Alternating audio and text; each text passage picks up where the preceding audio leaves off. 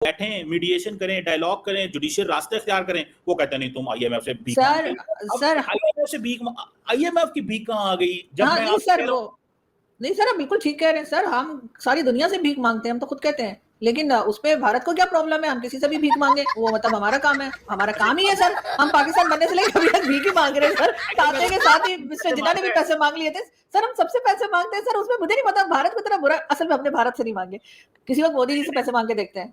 Madam एक बात बताएं, भारत जो है आईएमएफ से एक पैसे मांगना क्या भीख है?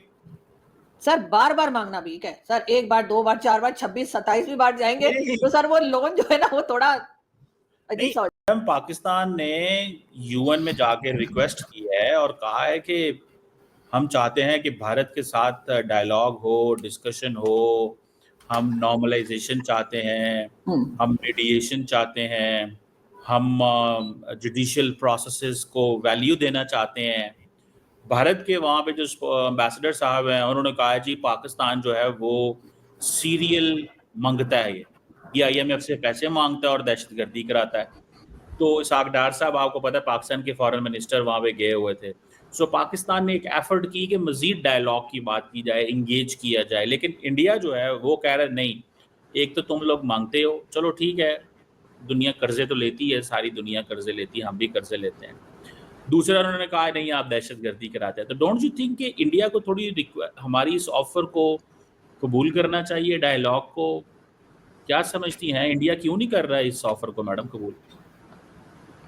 सर शायद उसकी रीजन ये है कि वो पहले उन्होंने कई बार डायलॉग करने की कोशिश की थी, और जो पिछली गवर्नमेंट्स रही हैं उनमें भी यही बात होती रही, लेकिन उसके साथ साथ जो है वो भारत के अंदर अटैक्स भी चलते रहे, और उनको हम रोकने में नाकाम रहे, और हमारी तरफ से कहा गया कि जी ये नॉन स्टेट एक्टर्स हैं, आप ही इंडियन टीवी पे जाते रहे हैं, मैं भी जाया करती थी, तो उधर यही बात होती थी, हमारे पैनलिस्ट आके कह देते थे कि जी ये नॉन स्टेट एक्टर है, गवर्नमेंट की तरफ से भी यही कहा गया।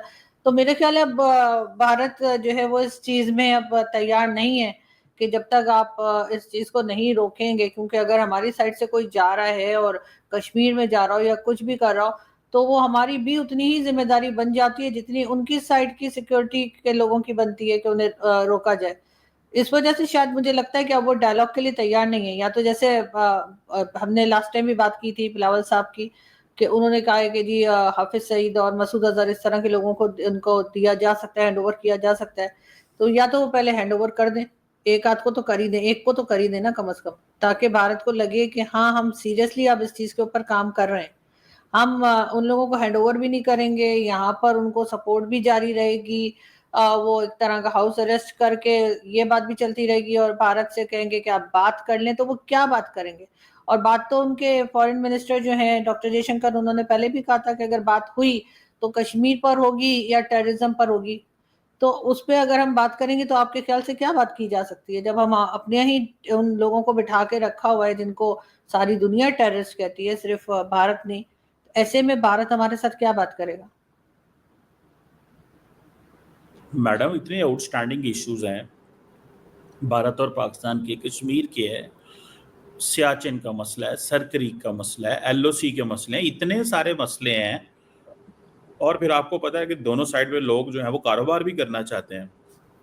तो ये इतने मसलों के बावजूद भारत बात नहीं करना चाहता। कोई एक तो मसला शुरू कर सकता है भारत।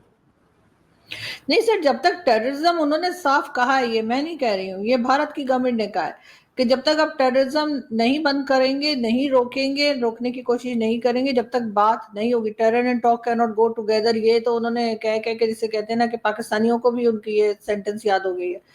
तो जब तक ये काम नहीं करेंगे तो फिर कैसे होगा?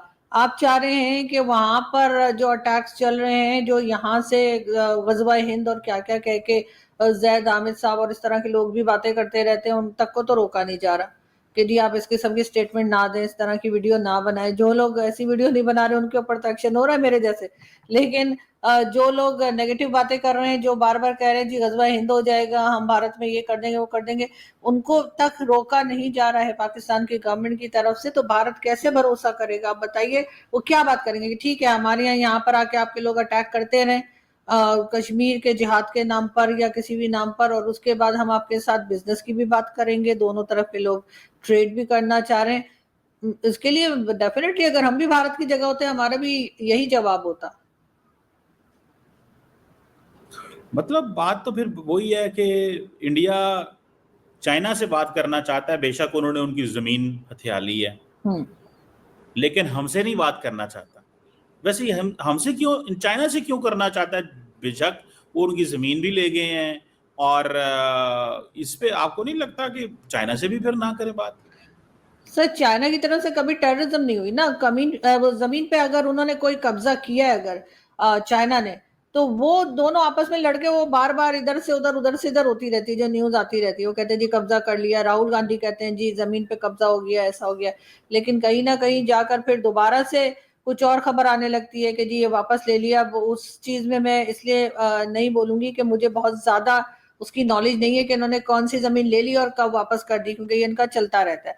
लेकिन मैंने कभी ये नहीं सुना कि चाइना की तरफ से कोई टेररिज्म हुई हो, या चाइना के ऊपर भारत ने ये इल्जाम लगाया हो कि जी इन्होंने मुंबई अटैक कर दिया, या उसी जैसा कोई और अटैक हो गया, या उनके लोग मारे गए हैं, या कश्मीर में चाइना ने कुछ किया है। वो जो जमीन का झगड़ा चलता रहता है वो तो ऐसे ही सर जैसे हमारा और अफगानिस्तान का भी चलता रहता है। वो कहते हैं जी हम ड्यूरन लाइन को नहीं मानते, ये केपीके भी हमारा है। तो ऐसे ही सालों से जो है चाइना और भारत की भी एक लड़ाई चल रही है, लेकिन ट्रेड तो उनकी कभी बंद नहीं हुई। मैडम देखिए ना, अब पाकिस्तान कहता है जी कि हमारे पास कुलभूषण यादव इंडिया का एक कमांडर मौजूद है, इंडिया बलूचिस्तान में दहशतगर्दी कराता है, टीटीपी को इस्तेमाल करता है, प्रॉक्सीज इस्तेमाल करता है। तो मतलब अब कहीं ना कहीं से बात तो शुरू करनी होगी ना। अगर भारत पाकिस्तान पे इल्जाम लगाता है तो पाकिस्तान भी तो यही कह रहा है कि आपका तो हमारे पास बंदा मौजूद है जो ये हमने बलूचिस्तान से पकड़ा। एंड देन ये जो टीटीपी एंड बीएलए की बात है, इसकी भी तो कोई वैल्यू है कि नहीं है, कि इसके बावजूद पाकिस्तान चाहता है कि आए इस सिलसिले को खत्म किया जाए। सर हम हमारे पास जो हमारे जो लोग हैं ना, चाहे वो हाफिज सईद हो या मसूद अजहर, इसी तरह के कई दूसरे लोग और कई ऑर्गेनाइजेशन जो टेरर आउटफिट जो यहाँ कहलाते हैं, उनके नाम यूएन में लिखे हुए हैं, यूएन डेजिग्नेटेड है वो। जो हमने कुलभूषण पकड़ रखा है ना, उसका नाम तो है ही नहीं यूनाइटेड नेशन में। आप कहिए ना उनको, यूएन को कहिए कि इसका नाम भी जो टेररिस्ट में डाले, देखे जी ये बलूचिस्तान में ये करा था। हम कुछ साबित तो कर नहीं पाए। हाँ हमने पकड़ लिया है, 9 साल से हम रख कर भी बैठे हुए हैं, एक एक लेकिन यूएन में क्यों सर सर यूएन में नाम क्यों नहीं आता है कुलभूषण का? मेरी बात या सुने, मैंने मेरी मिस बात। कर दिया शायद। नहीं नहीं नहीं नहीं, मैं मिस कर। अच्छा, आप क्या समझती हैं कि एक इंडियन नेवी का बंदा पाकिस्तान में पकड़ा जाए, उसका नाम यूएन में आना चाहिए, या कि उसकी हुकूमत ये मानती है? देखें, इंडियन गवर्नमेंट ने कौंसलर एक्सेस मांगी, कुलभूषण यादव की मदर एंड वाइफ पाकिस्तान आई, सारा कुछ हुआ, वो मानते हैं हमारा बंदा बलूचिस्तान से हमने पकड़ा। तो अभी कोई एविडेंस, मतलब यूएन से एविडेंस चाहिए? सर यूएन से ये एविडेंस चाहिए कि वहां पर टेररिज्म कर रहा था, ये नहीं कि ये इंडियन है। वो तो पहले दिन से कह रहे हैं कि ये इंडियन है। उन्होंने तो कभी नहीं कहा कि ये इंडियन नहीं है, ये नेवी का बंदा नहीं है। ये भी भारत की तरफ से कभी नहीं कहा गया। लेकिन हम ये तो साबित नहीं कर सके ना कि वो टेररिज्म करवा रहा था। जय हिंद दोस्तों। इंडिया ने यूएन में पाकिस्तान को एकदम लपेटा है, क्योंकि पाकिस्तान ने यूएन में इंडिया से आर्ग्यू कर रहा था कि इंडिया उससे बेंच पे बैठ के बात करे और मसला को सोल्व करे, बट इंडिया इसके लिए तैयार नहीं है। और इस वीडियो में आप देखेंगे कि कमर चीमा और आरजू काजमी, जो कि पाकिस्तानी एक तरह से कह सकते हैं यूट्यूबर और रिपोर्टर हैं, उन्होंने भी यह बात किया कि आरजू काजमी जो कि इंडिया का सीधा डायलॉग है कि टेरर और डायलॉग एक साथ नहीं हो सकता है। और उसके बाद आरजू ने यह भी बोला कि जब भी भारत पहले बात करना चाहा, तभी पाकिस्तान ने उसके पीछे छुरा घोंपा। और आरजू यहाँ तक बोली कि पाकिस्तान को एक न एक टेररिस्ट को तो भारत को देना ही होगा, क्योंकि भारत ऐसे नहीं मानने वाला है। भारत एक न एक टेररिस्ट को, हाफिज सईद या मसूद अजहर, किसी एक को तो लेगा ही, तभी डायलॉग पे आ जाएगा। और कमर चीमा का मुंह देखते रह गया था। और इसमें इवन में भारत ने और कस के पाकिस्तान को फेंटा दिया है, क्योंकि इवन में पाकिस्तान को सीधा भारत ने बोला कि यह आईएमएफ से लोन लेता है और टेररिस्ट करवाता है।